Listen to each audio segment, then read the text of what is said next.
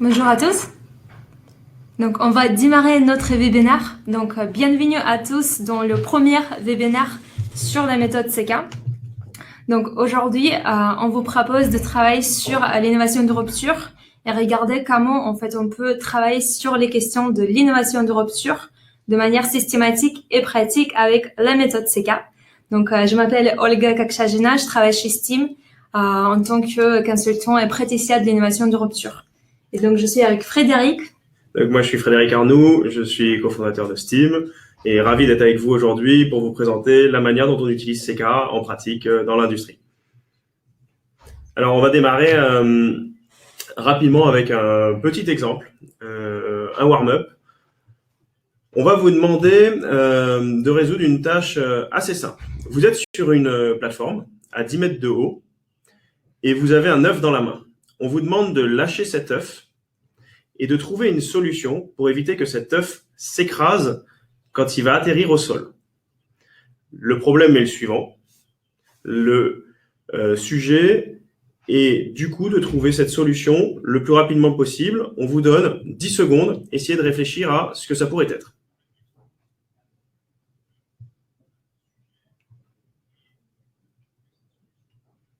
Encore quelques secondes. Ok. Donc, ceux d'entre vous qui ont participé à ce challenge et qui ont réfléchi finalement à un dispositif qui permet d'absorber le choc, notamment un dispositif pour protéger l'œuf, le plastique, etc. Et ceux d'entre vous qui ont pensé à un dispositif pour ralentir la chute et notamment protéger l'œuf sur terre, notamment le matelas, la piscine. Donc, vous êtes dans la première catégorie qui est à gauche. Et puis, il y a une deuxième catégorie de solutions. Je pense que vous avez imaginé tous. C'est plus les dispositifs pour ralentir la chute, notamment la parachute, etc. Donc, on voit, et la recherche nous montre que la plupart des solutions proposées à ce genre de dispositifs rentrent dans ces deux catégories. Donc, on montre notamment que 80% des gens répondent avec deux catégories, soit un dispositif pour absorber le choc, soit un dispositif pour ralentir la chute. Et finalement, on montre que, en fait, ça, c'est quelque chose qui limite notre capacité de créativité, notre capacité de conception. Et en fait, on montre qu'il y a des obstacles qui nous permettent d'aller, qui nous aident pas d'aller plus loin, justement, pour pouvoir dépasser ces barrières. Et notamment, le premier obstacle qu'on identifie ici, c'est les effets de fixation. Donc, on montre que aujourd'hui, sur n'importe quelle tâche de créativité, n'importe quelle tâche de conception, on est fixé. Notamment, faisons un exercice. Je vous propose de regarder comment, en utilisant les matchs, on peut faire un square. Réfléchissez un peu. Donc là, l'idée, c'est en bougeant une seule allumette, comment vous pourriez construire un carré. Et donc, essayez de réfléchir à comment, en bougeant une allumette ici, sur le schéma qui est ici, vous pourriez construire un carré. On vous laisse 10 secondes pour réfléchir, et puis on essaye de trouver quelle pourrait être la solution ensemble pour répondre à ce sujet.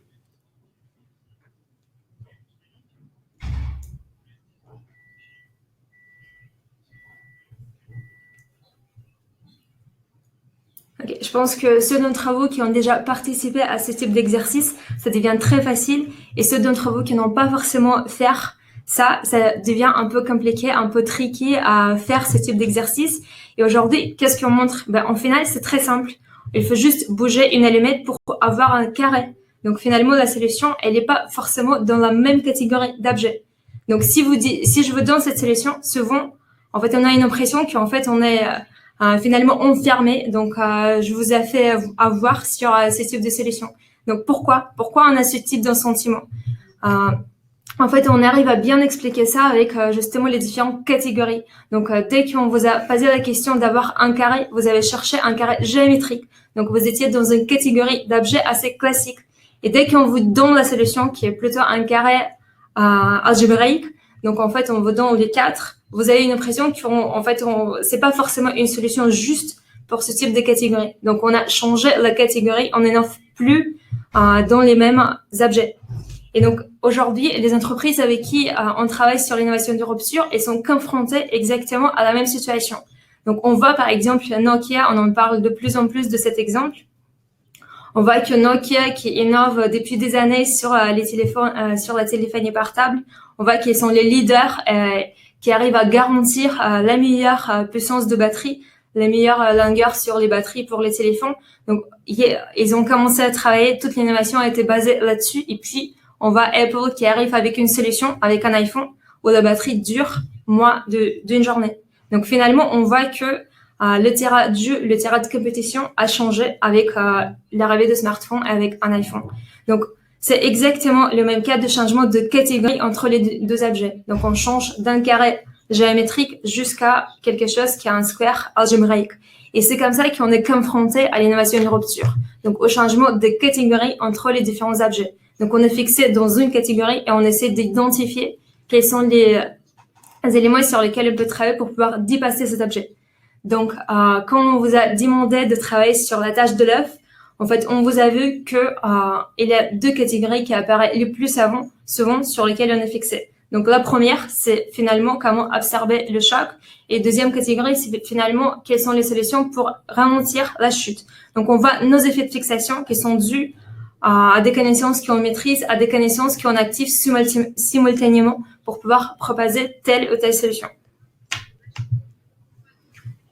Et finalement, dès qu'on commence à maîtriser ces effets de fixation, qu'est-ce qu'on arrive à retenir? Donc, vous avez vu que dans les deux catégories qu'on vous a proposées, finalement, chaque fois, on propose une solution. On a des devices, des dispositifs inertes qu'on utilise pour pouvoir penser à telle ou telle catégorie. Dès qu'on commence à bien identifier ces effets de fixation, on peut justement réfléchir. Et finalement, est-ce qu'on est capable d'aller plus loin pour pouvoir imaginer un dispositif qui va être différent? Donc, pas forcément inerte, mais du coup, actif. Et finalement, dès qu'on commence à parler d'un device qui est actif, on peut imaginer tout un état de choses qui sont pas dans la même catégorie d'objets sur lesquels on travaille.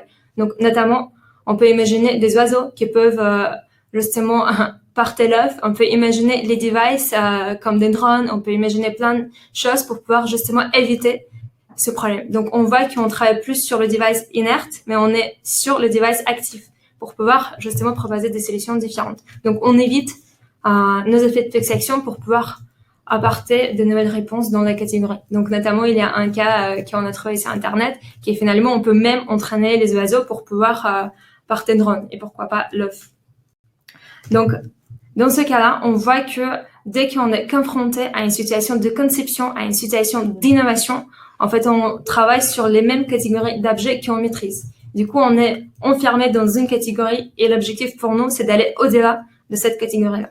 Donc, gardez bien cette première obstacle de conception. Donc, on va revenir tout à l'heure là-dessus. Donc, ça, c'est le premier. Et finalement, il y a un deuxième dans lequel on est confronté tous les jours dès qu'on commence à innover, dès qu'on commence à chercher des solutions nouvelles sur un problème. Donc, on a vu tout à l'heure, si on revient à notre tâche de l'œuf, que on est capable de proposer des solutions. Et en fait, on voit que dans il y a pas mal de recherches qui a été faites sur la tâche de l'œuf. Donc, il y a 76% des gens avec qui on travaille qui sont plus basés sur la catégorie numéro 1, qui est à gauche, et puis seulement 8% qui répondent à une solution de ralentir la chute parmi les enfants. Donc, dans toutes les catégories des personnes avec qui on a interviewé, les enfants, ils sont pas capables forcément de donner la solution à droite. Pourquoi? Donc, c'est pas forcément parce qu'ils connaissent pas les parachutes. En fait, ils arrivent à imaginer, ils connaissent la solution, mais ils n'arrivent pas à associer la parachute avec justement le ralentissement. Donc, ils connaissent pas encore les principes de gravité. Donc, pour eux, c'est très dur d'imaginer cette solution. Et ça revient pas simultanément dans ce cas-là. Donc, on voit que pour pouvoir apporter telle ou telle solution, on mobilise et telle ou telle connaissance pour pouvoir aider plus loin. Donc, notamment, en fait, dès qu'on travaille sur la chute, en fait, on va mobiliser les notions d'absorption de la chute, ou dès qu'on est sur les principes de gravité. Donc, c'est là, c'est laws of gravity, ce genre de choses qu'on va mobiliser pour pouvoir apporter ces solutions. Où les enfants sont pas capables, justement, aujourd'hui, avec la connaissance qu'ils maîtrisent, d'aller plus loin. Et bien sûr, on parle des enfants de 10 ans dans ce cas-là. Donc, À quoi ça nous ramène? Ça nous ramène à d'identifier les effets qu'on est toujours confronté à telle ou telle situation de conception où on va mobiliser les connaissances qu'on maîtrise et les connaissances qui sont à côté de notre base d'expertise. Et finalement, tout en ramenant des connaissances qui sont un peu plus éloignées, on peut aller plus loin. Notamment, on a parlé des dispositifs externes, mais on n'a jamais encore discuté la notion de l'œuf en soi. Donc finalement, on peut imaginer que on peut changer même les propriétés de l'œuf. Pourquoi pas, on peut imaginer un cuir de l'œuf ou même le congeler pour pouvoir justement stabiliser et changer les propriétés de cet objet. Donc vous voyez, avec ce type de dispositif, on ramène d'autres catégories d'objets sur lesquels on peut travailler. Donc pourquoi pas, on peut imaginer qu'on peut protéger l'œuf sans utiliser aucun dispositif, tout en changeant les propriétés de cet objet. Donc on voit que on est limité par la connaissance, par l'expertise qu'on maîtrise. Donc, on est limité par notre base de connaissances. Et pour pouvoir aller plus loin, pour pouvoir travailler sur l'innovation de rupture, on doit identifier, on doit dépasser ces objets et ces effets de fixation. Et donc, c'est ça qui nous ramène à la théorie CK. Donc, ces deux obstacles, ces deux conceptions qu'on a identifiées avec vous. Donc, à la fois les effets de fixation et la dépendance des connaissances qu'on maîtrise, qui nous ramène à la méthode CK, à la théorie CK sur laquelle on va travailler aujourd'hui. Donc, je pense que vous êtes en train de vous demander, mais finalement, le webinaire qui a été proposé, il était plus sur l'innovation de rupture. Et là, en fait, on parle des effets de fixation, de créativité. Quel est finalement le lien entre ces deux objets-là? Donc, on voit en fait qu'on parle de plus en plus de l'innovation. Et en fait, il y a tout un état de définition de l'innovation qui existe. Donc, notamment, une des définitions les plus classiques, c'est finalement une innovation, c'est plus une invention qu'on est capable de converger à n'importe quel produit qui aura un succès sur le marché. Finalement, cette définition, elle vient de l'économie. Donc, elle est très forte pour pouvoir justement bien maîtriser et bien regarder quel est l'effet de l'innovation sur un champ d'innovation, sur un domaine qui est donné. Et en fait, elle est très forte pour pouvoir mobiliser et travailler sur l'innovation ex post. Par contre, imaginons-nous en tant que concepteur. En tant que concepteur, est-ce qu'on est capable d'utiliser cette notion? Ou qu'est-ce qu'on peut faire pour aller plus loin, pour pouvoir concevoir les nouveaux objets? Comment ex ante, avant que je commence à travailler sur tel et tel objet, je peux identifier si je travaille sur une innovation ou pas? Donc, on voit que cette définition qui vient de l'économie, elle n'est pas suffisante pour pouvoir travailler sur la conception, sur la création des nouveaux objets. Et c'est pour ça, nous, on parle de la conception innovante pour pouvoir aller plus loin. Et notamment, en fait, on voit que l'innovation devient au cœur du sujet maintenant. La conception innovante, on a énormément des méthodes de design, de conception sur lesquelles on commence à travailler dans tous les secteurs et dans les entreprises avec lesquelles on travaille. Mais pourquoi maintenant?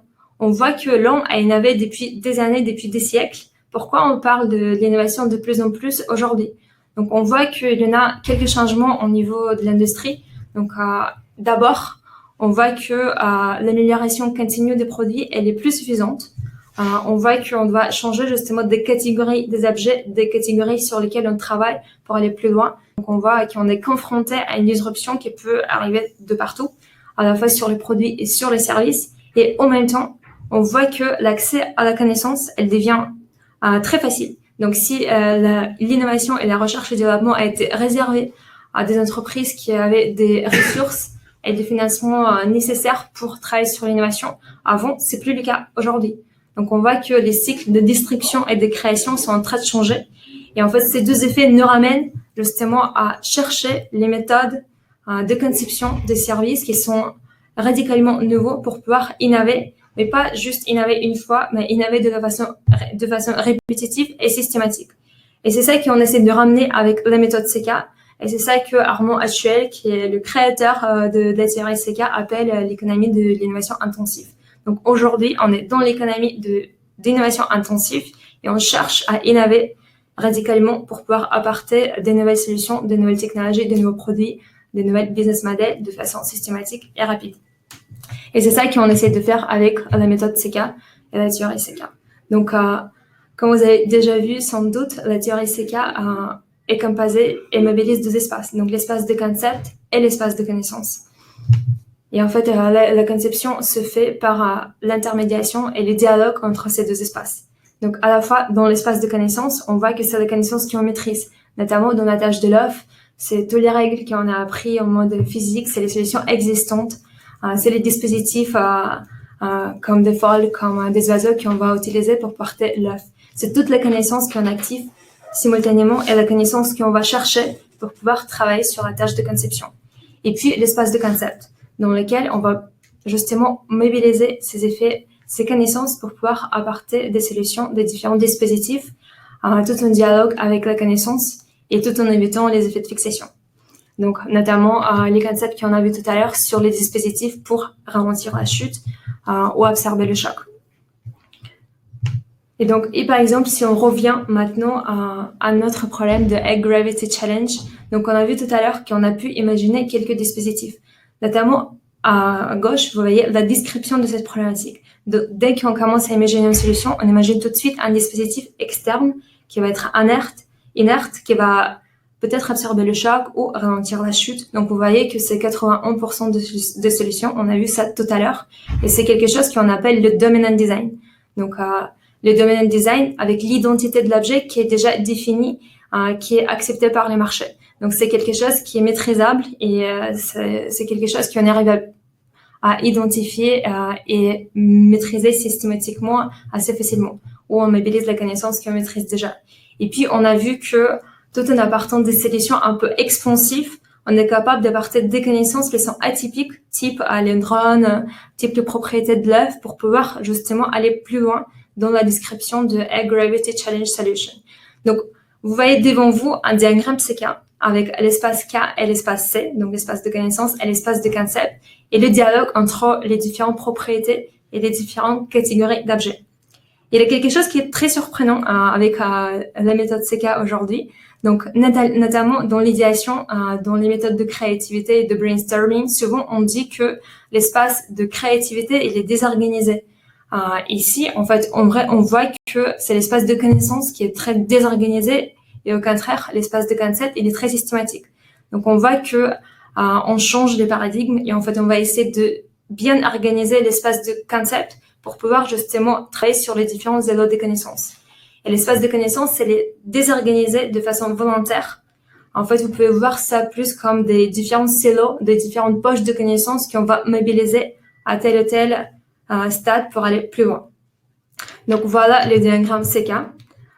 Et puis donc on voit que avec la méthode CK, avec la théorie CK, on essaie de délimiter ces deux obstacles de conception. Donc à la fois la dépendance de connaissances, donc on va toujours chercher des élos et des poches de connaissances plus loin de notre expertise grâce justement au travail qu'on va faire dans l'espace C, l'espace de concept, qui essaie de limiter les effets de fixation.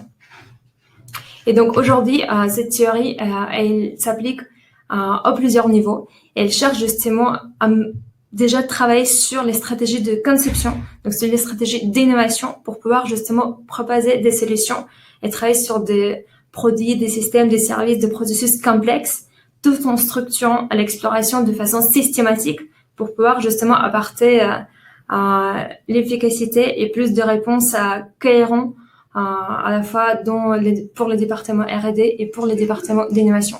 Et aujourd'hui, on applique la théorie CK à ces plusieurs niveaux de conception. Et donc, c'est pour ça que STEAM a été créé suite justement aux travaux de recherche qui ont été faits sur la théorie CK. Je vais expliquer un petit peu pourquoi on a créé STEAM et quel rapport en fait avec ce qui a été présenté à l'instant par Olga. Alors du coup, on dit que STEAM c'est une consulting startup. L'idée en fait de STEAM c'était de construire en fait une entreprise qui allait diffuser des travaux qui avaient notamment été faits chez Thales et chez Safran. On avait mobilisé CK pour inventer les cockpits du futur chez Thales et travailler sur ce que pourraient être les solutions de moteurs d'hélicoptères de demain.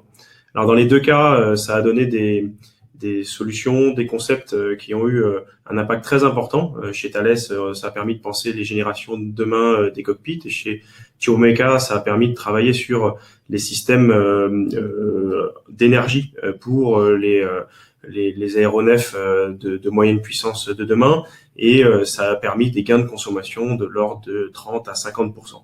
Alors on s'est dit, pourquoi pas diffuser ça dans toute l'industrie et essayer de industrialiser en fait ce qui vient d'être présenté par Olga et le mettre en œuvre dans des industries comme la banque, l'automobile, la pharmacie, le monde du luxe, etc. Alors on a créé cette entreprise en 2014 et aujourd'hui on est une équipe de 15 qui travaillons à diffuser ces méthodologies et les raffiner pour qu'elles soient par tous les utilisateurs possibles, donc vous, facile, compréhensible et efficace.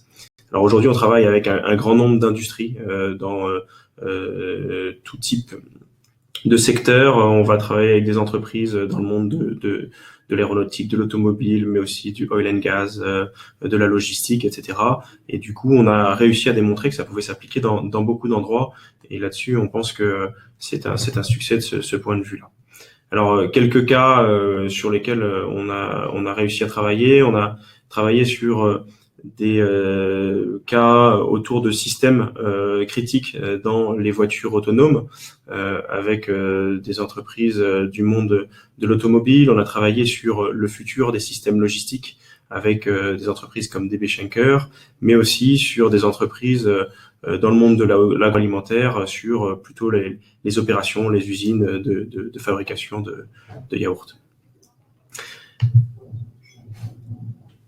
On a aussi réussi à mettre en œuvre la méthode sur des cas d'application un peu différents. Avec Epidemium, c'est une association qui traitait des sujets du type comment on peut réussir à améliorer la compréhension du cancer grâce à de la data. Et donc on a travaillé en multi-partenaires, multi-acteurs sur ces sujets-là, ou avec des entreprises comme Technip où on a réussi à travailler avec des milliers d'utilisateurs online, de concepteurs à travers le groupe sur plusieurs continents pour inventer ce que seraient les pipelines de demain. Alors du coup, voilà, ce sont plein de cas qu'on a réussi à déployer dans l'industrie ces 3 dernières années. Maintenant, je vais vous expliquer un petit peu comment ça fonctionne et comment ce principe de faire de l'exploration structurée est permis par ces cas. On va essayer de comprendre ça dans le détail et de regarder sur un cas un peu concret, comment on y arrive et comment ça s'applique. Alors, nous, on va parler de méthode CK, de méthode parce qu'on a réussi à transformer les principes théoriques dont vient de parler Olga. Donc, je suis capable de défixer et je suis capable d'apporter de la connaissance nouvelle pour augmenter le potentiel d'innovation. Et donc, méthode parce qu'on arrive à le déployer de manière assez pratique. Donc, dans l'espace des concepts, c'est l'espace, en fait, c'est mon terrain de jeu. C'est l'espace où je vais être capable de transformer ce qu'est l'identité de l'objet. Transformer l'identité de l'objet, ça veut dire que je vais être capable d'imaginer des types d'objets qui n'existaient pas aujourd'hui ou travailler sur des sujets qui paraissent incertains, qui peuvent paraître inconnus au moment où ils sont générés. Je suis Elon Musk, par exemple, et je vais dire j'ai envie de coloniser Mars. J'ai envie de coloniser Mars, mais on ne sait pas ce que c'est. C'est dans le monde des concepts. Et aujourd'hui, on ne sait pas dire si c'est possible ou impossible. Et dans le monde des connaissances, il va falloir que j'acquière énormément de connaissances pour être capable de porter le plus grand potentiel possible à mes concepteurs, mon groupe de concepteurs, pour atteindre cet imaginaire. Et donc, je vais jouer entre ces deux mondes, ce monde des concepts et ce monde des connaissances, et vous allez voir comment on le fait. Donc, imaginez qu'on travaille pour Jeff Bezos, chez Amazon, et qui nous demande de repenser ce que pourrait être la liseuse dans le monde de la microélectronique. Alors du coup, on va vous montrer un petit peu comment nous, on opère avec ces cas pour travailler sur un objet qui est ici très simple, qui serait la liseuse. Alors, la manière de commencer est assez simple. Ce qu'on va faire, c'est qu'on va décrire les caractéristiques classiques de l'objet liseuse. On va essayer d'identifier, comme si on était un enfant de 8 ans qui regardait les images qui sont ici, de regarder un peu les caractéristiques qui sont les caractéristiques qui décrivent de manière assez précise l'objet, mais aussi des caractéristiques qui sont jamais remises en question, des caractéristiques qui sont plutôt tacites. La liseuse est pour un usage individuel. La liseuse se vend dans un magasin. elle coûte tant, elle est rectangulaire, elle a un cadran qui est noir, elle a la taille d'un livre, je peux mettre des milliers de livres à l'intérieur, etc., etc. Elle a une batterie. Je vais essayer d'identifier toutes les caractéristiques qui font que la liseuse est la liseuse telle qu'elle existe aujourd'hui, de manière générale. De la même manière, si vous pensiez à une voiture, vous penseriez à plein de caractéristiques du type elle a 4 roues, elle a un pare-brise, elle se vend dans une concession, etc. Donc c'est bien ça que l'on va faire ici. Ces éléments, ces caractéristiques, elles vont nous permettre de construire ce qu'on appelle l'identité de l'objet. Ça va être notre point de départ, ça va être le référentiel sur lequel on va commencer à travailler dans l'espace des concepts. On va dire, la liseuse, elle offre le confort du papier, elle permet d'afficher des pages de contenu statique, elle est pour un usage individuel et elle a un écran rigide qui fait la taille d'un livre. Et avec ça, en fait, j'ai mon point de départ. En face de ça, ce que je vais avoir, c'est l'ensemble des connaissances que j'ai moi aujourd'hui dans l'entreprise et qui vont me permettre de travailler, d'améliorer cet objet. Mais si je joue uniquement sur ces caractéristiques et avec les connaissances que j'ai aujourd'hui, alors je vais être dans un processus qui va être plutôt d'innovation incrémentale. C'est ce que les entreprises font tous les jours. J'ai des experts, soit d'un point de vue marketing, commercial, R&D, qui vont être capables d'améliorer les caractéristiques classiques de l'objet. Mais une fois que j'ai écrit ces caractéristiques, la première chose que vous avez envie de faire, finalement, c'est vous avez envie de tout casser. Si j'écris ça affiche des pages de contenu statique, évidemment, vous allez avoir envie d'aller afficher des pages de contenu qui vont dérouler automatiquement. Et donc vous allez dire, et si on proposait, et c'est la branche qu'on écrit ici, un texte qui déroulerait automatiquement. C'est une première phase de génération de concepts que l'on va faire avec le groupe de concepteurs. Mais ici, ce qui est intéressant, c'est que on va pas regarder et évaluer, analyser l'idée en tant que telle. Ce qu'on va analyser et évaluer, c'est la connaissance que l'on va avoir besoin d'aller chercher pour aller plus loin. Et donc, du coup, on va se demander, mais quel type de connaissances je pourrais aller chercher pour détailler ou aller plus loin que la caractéristique que je viens de proposer. Alors, imaginons qu'on trouve un dispositif qui soit un dispositif qui permette, alors c'est la connaissance que l'on a mis là dans l'espace des connaissances, qui est un dispositif qui permettrait de lire mot par mot une phrase. Donc, imaginez qu'après le welcome, vous avez welcome to this webinar with Steam. Et chaque mot s'afficherait les uns après les autres. Donc, on aurait en fait un algorithme qui permettrait de manière totalement différente de lire un texte qui était une des valeurs principales offertes par la liseuse. Et maintenant, ce qu'on va faire, une fois qu'on a donné cette connaissance au groupe de concepteurs, on va lui demander comment pourrais-tu convertir cette connaissance dans le monde des concepts. Quel usage pourrais-tu faire de cette connaissance dans le monde des concepts? Et donc, ce qu'on va essayer de faire, c'est utiliser cette connaissance de cette espèce d'algorithme que je ne connaissais pas une minute avant, qui me permet de lire mot par mot, pour transformer, faire muter mon objet. Et je vais pouvoir dire, si on regarde de bas en haut, d'abord, plutôt que mon écran fasse la taille d'un livre, il pourrait faire la taille d'un mot. Et j'ai plus besoin d'avoir une liseuse qui fasse la taille d'une page, je peux avoir une liseuse qui ferait la taille d'un mot, par exemple. Et en remontant, je pourrais me dire, tiens, cette connaissance, elle me fait aussi penser au fait que le texte, il pourrait dérouler automatiquement, mais il pourrait s'adapter aux vitesses de lecture de mes utilisateurs, de manière dynamique. Et puis, je pourrais encore aller plus loin et dire, la liseuse, aujourd'hui, son vrai différenciant par rapport à n'importe quel écran, c'est d'offrir le confort du papier. Mais en fait, je pourrais améliorer la vitesse de lecture. Et avoir une valeur qui est totalement différente. Et on voit que si on sélectionnait ces caractéristiques, la liseuse telle qu'elle existe aujourd'hui serait profondément différente. Et on peut aller ainsi repenser un certain nombre de caractéristiques de la liseuse. Je peux très bien commencer à me dire, finalement, plutôt que ça soit un usage individuel, est-ce qu'on pourrait pas travailler sur des usages collectifs? Et vous voyez bien ici que ce qui est important, ce n'est pas l'idée en tant que telle, ce n'est pas de se dire est-ce que l'usage collectif est une idée intéressante, superbe, waouh, ou disruptive. L'idée, c'est de se dire à quel point elle me fait jouer dans un terrain de jeu qui est différent de celui dans lequel j'ai l'habitude de jouer aujourd'hui. À quel point elle remet en question toutes les règles de conception que j'avais aujourd'hui, à quel point elle remet en question toute l'expertise que j'avais aujourd'hui à propos de la liseuse. Imaginez, je ne sais pas si vous dites, je vais créer des contenus avec d'autres utilisateurs qui est sous la branche pour un usage collectif. Eh bien, vous imaginez bien à quel point votre entreprise se retrouve en Kindle, se retrouve en situation d'incompétence pour être capable de jouer sur cette caractéristique précise. Et donc, du coup, en fait, ça va nous ramener dans l'espace des connaissances. Et dans l'espace des connaissances, les questions qu'on va commencer à se poser, c'est, eh bien, de quelles connaissances je vais avoir besoin si mon entreprise décidait d'aller jouer sur du contenu qui serait produit par d'autres, ou si mon entreprise décidait de jouer sur une liseuse qui n'aurait plus que la taille d'un mot ou qui aiderait l'utilisateur à lire.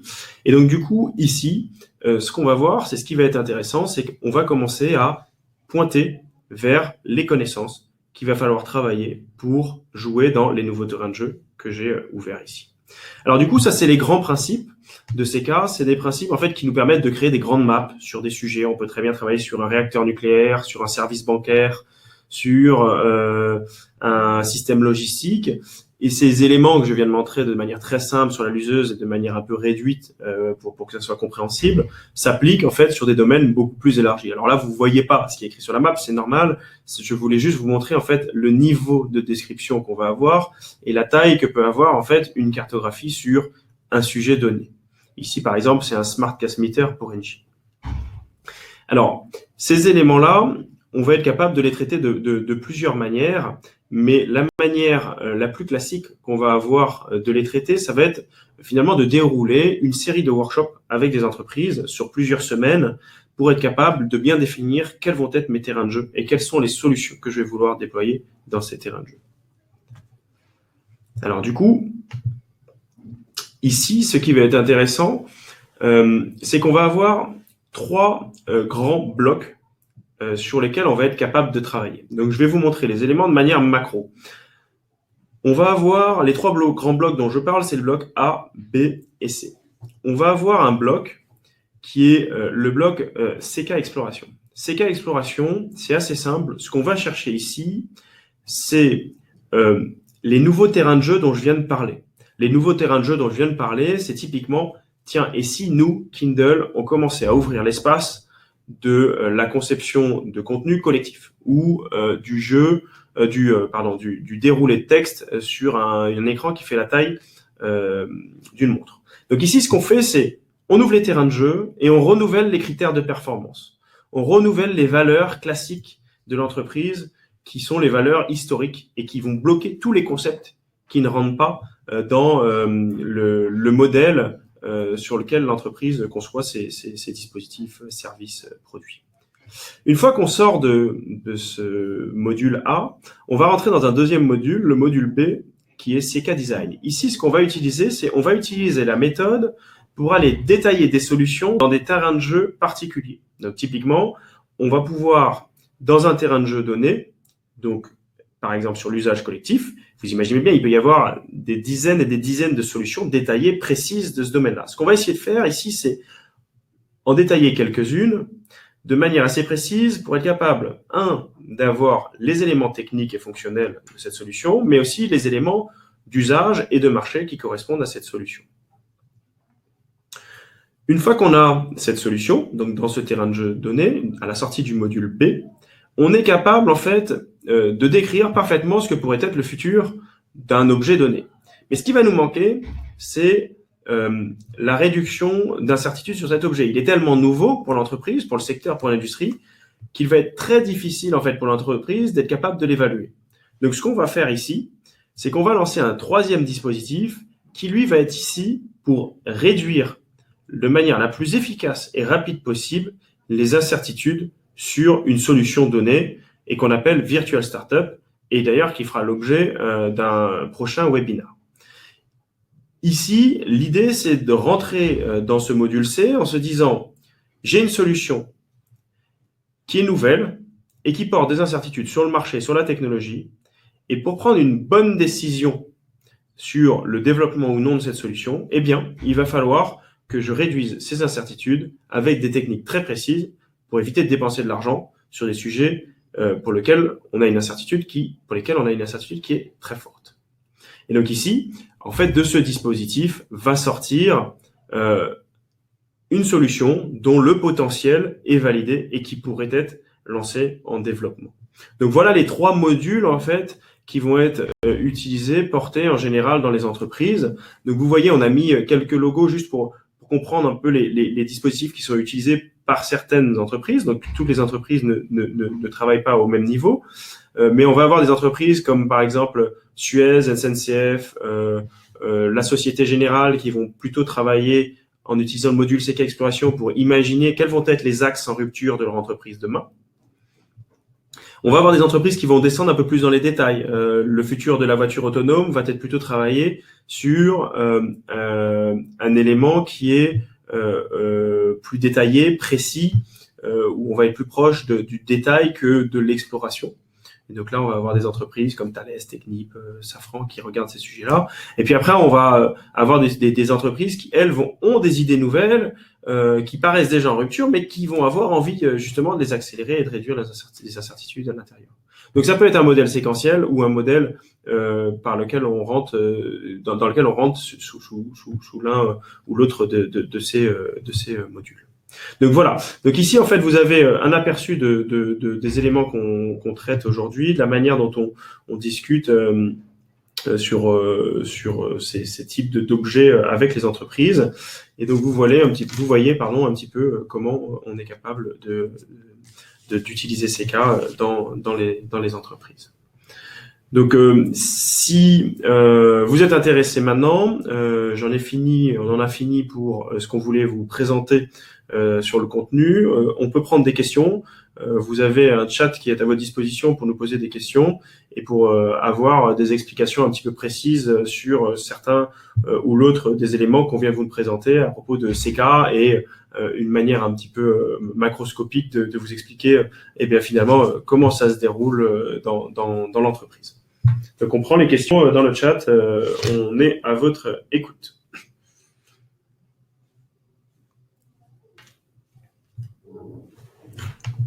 Et juste en attendant de vos questions, donc on vous annonce tout de suite que on vous propose un nouveau webinaire justement sur la dernière partie qui est plus comment tester vos idées de rupture avec CK rapidement et à moindre coût. Donc ça correspond à la partie C de la présentation de Frédéric sur la startup virtuelle.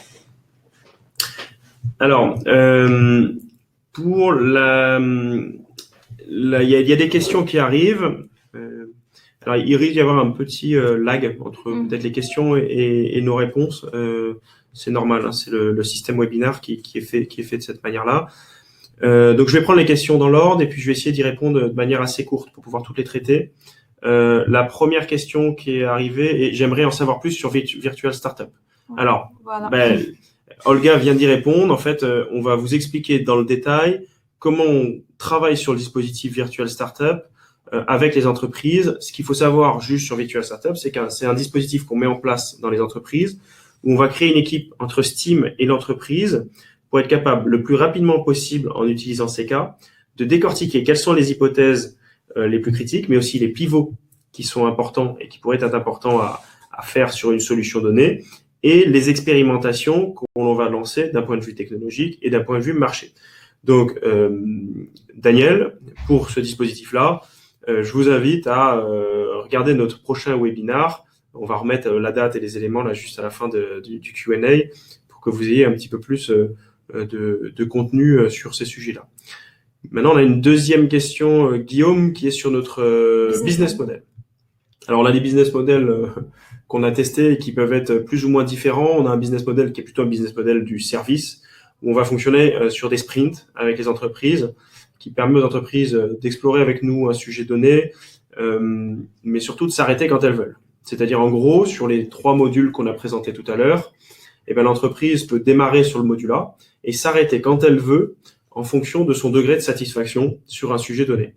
Si je suis satisfait avec les premiers axes d'exploration et que je suis déjà capable d'identifier des solutions, alors je peux m'arrêter à ce module A et donc du coup, on va être sur un sprint qui va s'arrêter sur ce module-là. Donc, on a un modèle qui est le modèle du service, hein, pour être plus précis, c'est le modèle du service, c'est un modèle qui ressemble à un modèle du conseil où on va être, nous, en accompagnement des entreprises sur ces sujets-là. Comment utiliser CK pour challenger des idées et des startups en rupture? Je pense que c'est la question qu'on va prendre peut-être plus en compte dans le webinaire qui va être le 12 décembre. Donc là, effectivement, oui, Daniel, sur ce sujet-là, on va essayer de décrire comment avec CK on peut vous aider à aller plus loin sur la première solution que vous aviez. Et effectivement, on va, de la même manière qu'on vient de le faire sur la tablette, on va utiliser CK pour redécortiquer votre première idée que vous aviez. Donc, votre point de départ, en fait, est la première idée que vous avez eue. Donc, ce dont je parlais tout à l'heure, l'identité de l'objet, c'est la première idée que vous avez eue. Et donc, on va essayer de proche en proche de s'écarter de cette idée-là, non pas pour se dire que cette idée-là n'est pas bonne, mais pour, augmenter son degré d'originalité, et 2, se préparer à des pivots possibles en disant mais c'est ma première idée, mais tous les éléments scientifiques d'analyse et d'études des startups montrent que cette première idée risque de changer au fur et à mesure des expérimentations. Et donc l'idée va être d'être prêt et de préparer en fait ces futurs pivots, et on vous expliquera de manière précise comment ça va se dérouler dans le prochain webinaire. Je sais pas. Alors en plus, je sais pas si c'est le même Daniel qui a dit on utilise CK à la Société Générale, mais à la Société Générale, vous aurez dans les mois qui viennent l'occasion d'ailleurs d'expérimenter ce dont je viens de parler là, très probablement. Donc du coup. Ok. La question d'Olivier. Quelle place dans CK pour les usagers potentiels? Je te laisse répondre. Alors, quelle place dans ces cas pour les usagers potentiels? Alors ça c'est Olivier, c'est une très très bonne question, puisqu'on peut se demander avec ces cas, mais quelle comparaison on peut faire avec d'autres méthodes stratégiques, d'autres méthodes de conception ou des méthodes plutôt du design comme le design thinking qui place l'usager au centre de la réflexion. Alors, ce qu'il faut avoir en tête, c'est que toutes ces méthodes vont être complémentaires. Maintenant, quelle est la place de l'usager?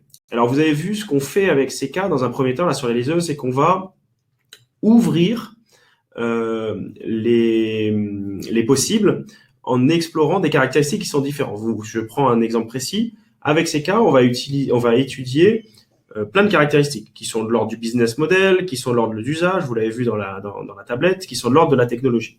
Sur l'usage, on a dit aujourd'hui c'est un usage collectif. Si jamais on va explorer tout de suite en fait les usages autour de l'usage collectif, alors on risque d'être enfermé en fait dans des types de solutions qui sont proches de mes consommateurs d'aujourd'hui, les consommateurs qui achètent la tablette aujourd'hui. Or, avec CK, comme on vous le disait, l'objectif est d'aller plus loin. Et donc, en ouvrant l'alternative, je fais de l'usage collectif, je vais plutôt aller essayer d'explorer des poches de connaissances qui sont liées à de l'usage collectif. Je vais, par exemple, regarder comment on consomme du contenu dans un cinéma et comment ça se déroule. Et ça va être des connaissances qui vont être assez différentes de ce que j'aurais observé si j'étais allé tout de suite sur le terrain pour intégrer les usagers. Ça, c'est un premier élément de réponse. Le deuxième élément de réponse, il va se jouer au niveau de la virtual startup. Quand on commence à définir, en fait, quels vont être les use cases potentiels, à partir de ce que j'ai appris sur les usages, eh bien, je vais aller tester ces use cases sur le terrain. Donc, je vais être capable de tester soit mon marché, soit mes use cases en me disant, est-ce que l'usage que j'ai bien imaginé ici, pour ma solution nouvelle, correspond à quelque chose que mes utilisateurs feraient ou qui correspondrait à quelque chose qui serait intéressant pour mes utilisateurs. Okay. Et donc, ça peut se combiner typiquement avec aussi d'autres méthodologies. Ok, la question suivante, c'est plus sur comment articuler la méthode CK avec les études de marché, de tests de concept. Donc, il y a peut-être deux parties de réponse à cette question. Donc, on va s'en servir des études de marché qui existent déjà pour pouvoir justement l'utiliser, ces éléments pour structurer l'espace de connaissances et travailler sur l'espace de concept. On va pas faire les études de marché proprement parler. On va plus les utiliser, ces éléments, dans la phase de conception. Et puis, dans la phase de test de concept, notamment en mode startup virtuel, on va plutôt travailler sur les hypothèses marché pour l'innovation de rupture et on va faire les tests terrain, donc les tests avec les utilisateurs potentiels ou les utilisateurs qui existent déjà. Mais on ne va pas faire des études de marché en mode marketing classique. Voilà. Je regarde. Okay, donc, combien de temps prend un workshop KCP? Alors, ce que vous appelez workshop KCP, donc la question de Thierry, qui est connaisseurs, c'est ce qu'on appelle là, nous, dans les dispositifs, CK Exploration. Donc, CK Exploration qui est le module A. Donc, pourquoi on l'appelle comme ça? Pour éviter qu'il y ait des confusions, en fait, dans l'industrie entre mais qu'est-ce qui est CK et qu'est-ce qui est KCP, etc. Donc, CK Exploration égale KCP dans le discours qu'on a eu là. Donc, CK Exploration, donc KCP pour répondre à la question, dure à peu près en moyenne entre 1 mois et demi et 2 mois et va osciller entre des phases d'interview et des phases de workshop. Les phases d'interview vont durer quelques jours, donc 2 à 3 semaines, et les phases de workshop, il va y avoir en fait plusieurs workshops qui vont être de 3 à 5 workshops avec une équipe d'experts internes de l'entreprise qui va de 5 à une quinzaine de personnes.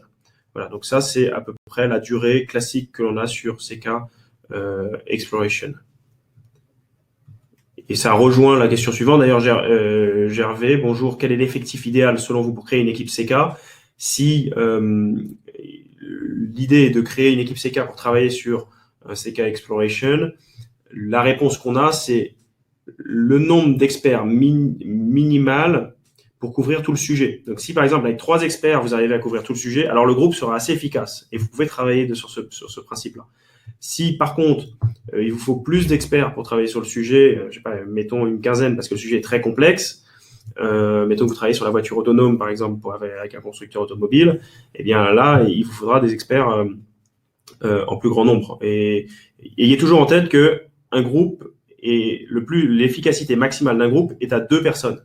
Donc, tout ce qui va viser à diminuer le groupe est intéressant, à condition d'avoir toute l'expertise nécessaire pour traiter le sujet, pour pas faire des solutions et des concepts qui sont naïfs.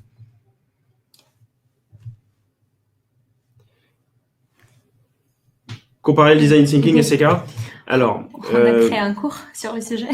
Donc oui, effectivement. Alors, on a effectivement créé un cours. Alors, ça pourrait être d'ailleurs l'occasion, Philippe, de faire un webinaire sur le sujet, une comparaison entre un ensemble de méthodologies et puis à quoi elles servent et à quel moment. Là où elles vont se ressembler, c'est dans les phases très aval, c'est-à-dire quand on commence à détailler la solution ou quand on commence à expérimenter, il va y avoir des principes derrière qui vont se ressembler. Là où ça va être assez différenciant, c'est en amont, dans la phase CK Exploration, où on va travailler vraiment à un niveau stratégique sur un domaine donné et ouvrir tout un tas de catégories nouvelles, donc des axes d'exploration qui sont très différents de manière assez systématique, quelles que soient les caractéristiques de l'objet. Technique, fonctionnel, d'usage, de business model et de valeur. L'ensemble de ces caractéristiques-là. Donc pour moi, ce qu'il faut ici avoir en tête, c'est elles pourraient être complémentaires. Par contre, il y a des éléments auxquels le design thinking répond et auxquels CK ne répond pas, et vice-versa. Design thinking va être très focalisé sur l'usager, l'utilisateur, et donc du coup va vraiment permettre d'aller proposer des solutions qui sont très adaptées à un usager donné. Mais ce qu'on va dire côté CK, c'est mais encore faut-il savoir quel va être ce nouvel usager. Et donc ce qu'on va faire avec CK, c'est être capable de maîtriser ces niveaux de rupture qu'on va permettre de développer. Donc en fait, il y a, pour ceux qui aiment bien jouer avec plusieurs méthodes, il y a un jeu qui peut être à faire entre comment ouvrir des axes en rupture, mais continuer dans certains côtés, certains aspects, à avoir l'usager au cœur de ma démarche. Voilà. Okay. Ensuite, on a la question de Vincent sur la recherche de connaissances. Donc, où on cherche la connaissance, les brevets ou autres sources. En fait, la recherche de connaissances, aujourd'hui, elle est conditionnée par les phases de concept. Donc, dès qu'on a stabilisé l'identité de notre objet, de notre concept, en fait, on va chercher la connaissance associée à cette exploration. Et donc, finalement, les sources de la recherche de connaissances, ils sont multiples. Donc, ça peut être justement des publications, des brevets, des documents disponibles sur Internet, mais ça peut être aussi des experts. Donc souvent, en fait, on est ramené à identifier des bons experts qui peuvent ramener la connaissance utile pour telle ou telle exploration. Mais quelque chose à retenir, donc la recherche de connaissances est toujours conditionnée par l'exploration dans l'espace C. Voilà, donc ensuite on a d'autres questions de Daniel. Donc sur l'approche CK plus UX Design Thinking, je crois que j'y ai un peu répondu là maintenant. Oui. Cartographie CK des différents concepts. Oui, alors on peut effectivement donc alors après il va y avoir des techniques etc pour bien cartographier, mais effectivement le principe est bien de venir utiliser un objet, un sujet de départ pour commencer, parce que c'est beaucoup plus simple quand on démarre avec CK. On est capable de travailler sur des concepts qui n'ont pas de définition, mais c'est plus simple quand ils en ont une première. Donc, par exemple, une première idée autour d'un sujet donné, peut-être un point de départ. Et donc, effectivement, on va être capable de mettre en face de chacune des caractéristiques toutes les alternatives à propos d'un concept donné, et donc qui peuvent venir de différentes solutions, différents concepts, etc. Frédéric, commençons. Alors, comment sont constituées les équipes CK? Alors, comme un mode agile, ça dépend ce qu'on entend comme un mode agile, parce que dans les phases A et B, donc CK Exploration et CK Design, on n'a pas besoin d'être organisé en mode agile, puisque là, on va être plutôt sur un modèle exploratoire. Le mode agile, qui sont des modes de conception, de développement qui viennent du monde du software, sont utilisés une fois qu'il y a une solution qui est très bien définie. Et donc, du coup, ces modes-là, on va les utiliser dans notre dispositif qui s'appelle Virtual Startup, où effectivement, on va beaucoup s'inspirer de principes et mécanismes qui sont issus d'une des méthodes de l'agile, qu'est le Scrum. Donc, oui, mais plus en aval, parce que pour être en mode agile, il faut avoir un backlog, et le backlog correspond parfaitement à la solution, et donc du coup, il faut avoir une solution. Et souvent, quand on démarre sur un sujet d'innovation, on n'a même pas de solution.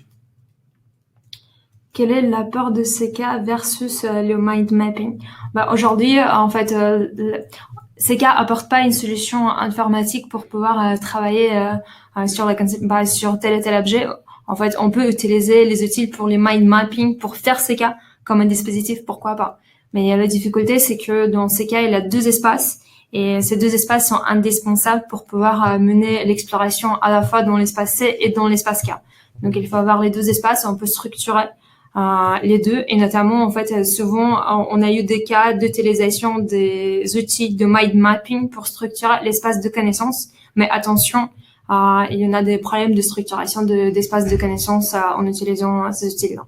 Donc, en gros, le mind mapping, ça reste un outil pour faire des arbres dans notre sens, mais après, tous les principes, les mécanismes qu'il va y avoir derrière de construction, de manière de décortiquer l'objet, vont être pour nous des éléments qui vont être dans la théorie CK et donc pas un outil. Et vous pouvez utiliser, si vous voulez, PowerPoint, Excel ou n'importe quoi pour créer vos graphes. Alors, une base d'attributs, Mathieu demande une base d'attributs. Est-ce qu'on utilise une base d'attributs prédéterminée en K? Alors, oui et non. Il va y avoir des attributs qui vont être communs à un ensemble de processus d'exploration. Par exemple, si on travaille d'une entreprise à l'autre sur le digital, par exemple, si vous prenez la transformation digitale, vous allez probablement avoir des patterns et des mécanismes qui vont pouvoir se répéter d'une entreprise de l'aéronautique vers une entreprise de l'automobile ou d'une banque vers, une assurance ou ce type de choses. Donc, vous pouvez effectivement avoir des bases de cas et d'attributs communes qui vont vous permettre de transformer l'objet. Oui.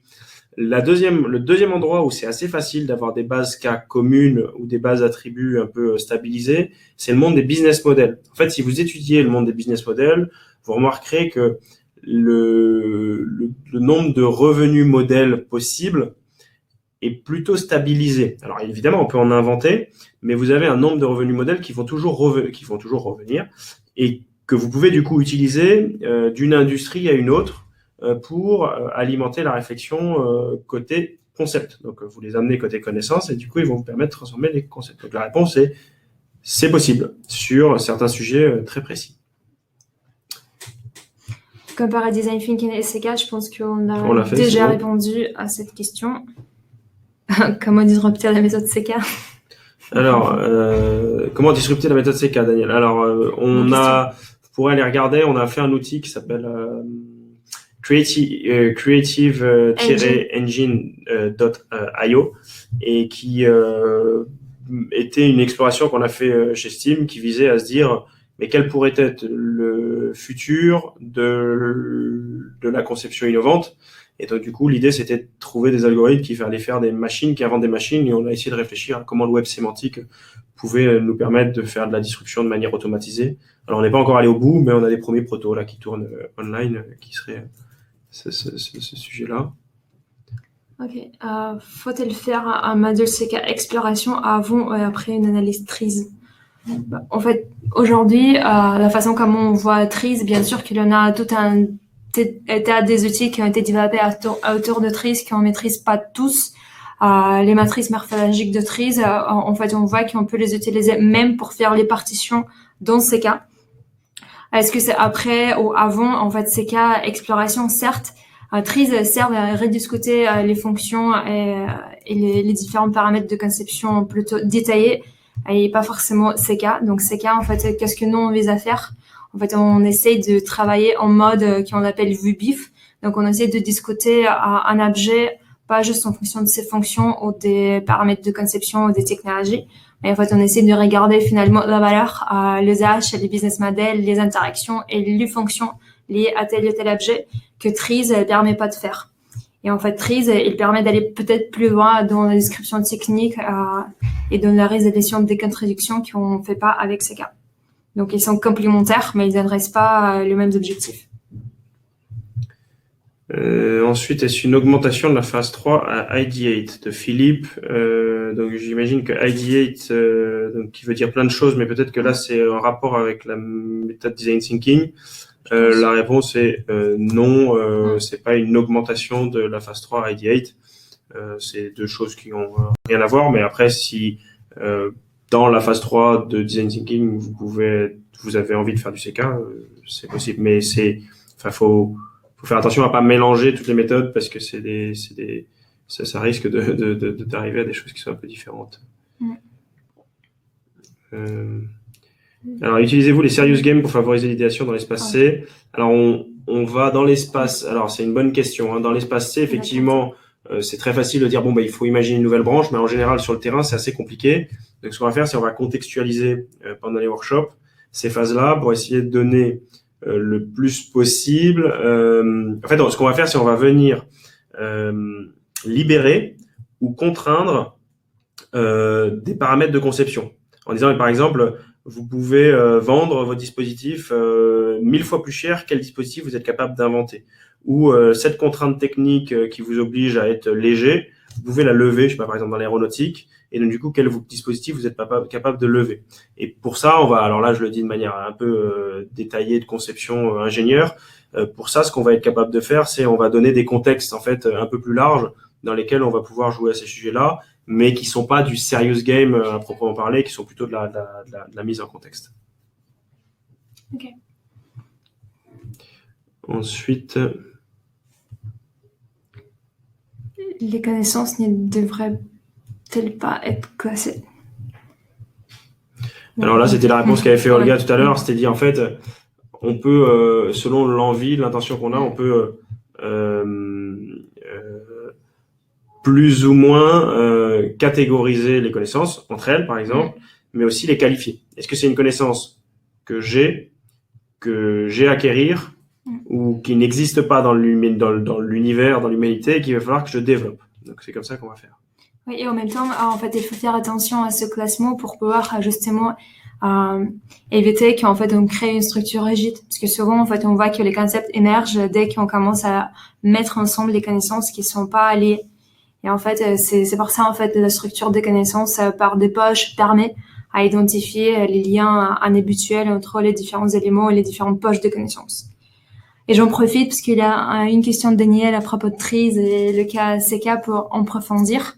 En fait, on voit que TRIZ, on peut l'utiliser de façon efficace dès que le problème est bien défini. Donc, on connaît bien le problème et on va chercher la réponse de façon efficace. CK, aujourd'hui, on implique pour pouvoir aussi identifier les problèmes. Donc, on travaille sur un champ d'innovation, sur un champ d'exploration et en fait, on va l'utiliser pour justement identifier quels sont les différents pain points, quels sont les différents effets de fixation sur lesquels on peut travailler pour identifier les problèmes. Et pourquoi pas, on peut même appliquer TRIZ après en cas des problèmes techniques bien définis. Donc en gros, si vous avez un sujet sur lequel vous allez être plutôt dans un cas de conception plutôt orienté technique, un peu précis, effectivement TRIZ a des outils qui sont assez puissants. Ouais. Si vous êtes dans un cas où le sujet est assez peu défini et reste ouvert, effectivement, on peut travailler sur ce type de sujet. Okay. Donc, on va prendre peut-être une dernière question, s'il y en a une. Et puis, il est 14 heures, il va falloir qu'on s'arrête là. Il y a une dernière question on va prendre une dernière question peut-être de Stéphane, qui est... Utilisez-vous CK comme base de connaissances issues de lessons learned visant à ouvrir de nouveaux concepts. Alors, je ne sais pas si j'ai bien compris la question, mais en gros, dans l'espace K, effectivement, on peut structurer ça comme une base de connaissances. Par contre, l'idée, c'est que tout type de connaissances va être intéressante à utiliser. Donc, prenez-le comme une approche qui est un peu méta, comme ça, quand vous en parlez de cette manière-là, pour essayer de comprendre, quand je suis dans mon espace de conception, qu'est-ce qui fait concept, qu'est-ce qui fait connaissance? Quels sont les objets qui sont inconnus à certains, quels sont les objets qui sont précis, connus et plutôt certains? Et une lessons learned peut être dans l'espace des connaissances, en disant, ben là, je viens de casser mon prototype et c'est une lessons learned. Et je sais que quand je dimensionne mon pneu de cette taille-là, ben il casse sur tel type de route. Lessons learned. Et donc, du coup, j'ai créé de la connaissance nouvelle, d'ailleurs, à ce moment-là. On va s'arrêter là. Alors, il y a peut-être d'autres questions pour ceux qui ont encore des questions. Vous avez normalement nos mails. Je vous invite à les poser par mail. Il y a des questions qui sont d'ailleurs plus ou moins techniques. Je vois la dernière question de Thierry. Désolé, je pense que là, il est 14 heures. On va nous demander de couper le webinar. Je vous propose donc de revenir vers nous par mail. On vous remet la date du prochain webinar qui va être beaucoup plus orienté sur comment on va tester des idées de rupture avec ces cas, donc comment aller plus loin en essayant d'être le plus efficace possible. Et pour les autres, on répondra à vos questions. Vous pouvez nous envoyer des mails, soit en passant par notre site, soit avec nos adresses. Nous y répondrons avec grand plaisir. Un grand merci à vous d'avoir été là. Et puis... on va partager les documents avec vous à la fin de cette séance. Voilà. Et à très bientôt, alors j'espère. Et bon CK à tous. Au revoir. Merci.